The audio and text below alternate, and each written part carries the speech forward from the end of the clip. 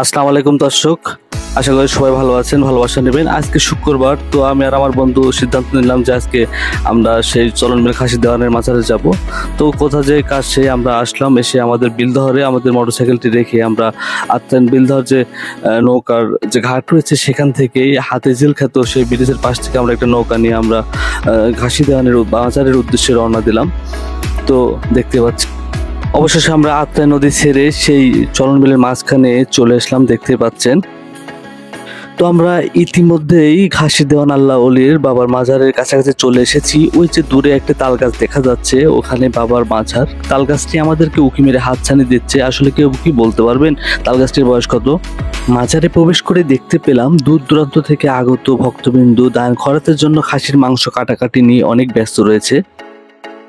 তো আমার মতো আমি ভিড় ঠেলে সামনের দিকে এগিয়ে যাচ্ছি। এখানে মাজারের মূল ভূখণ্ডে এসে দেখলাম যে অসংখ্য আজকে পর্যটক দর্শনার্থী এসে ভিড় জমিয়েছে এই মাজারে, এবং দুপাশে অসংখ্য হাজার হাজার নৌকা এসে ভিড় জমিয়েছে।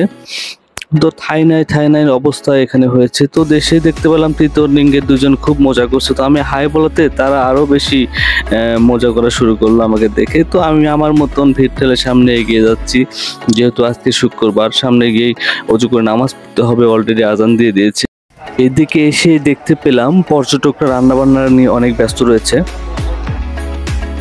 দুপাশে অনেক ভ্রমণ পিপাসু দর্শনার্থী তাদের নৌকা বেঁধে রেখেছে, এবং যেহেতু শুক্রবার গান বাজনা টোটালি অফ রয়েছে।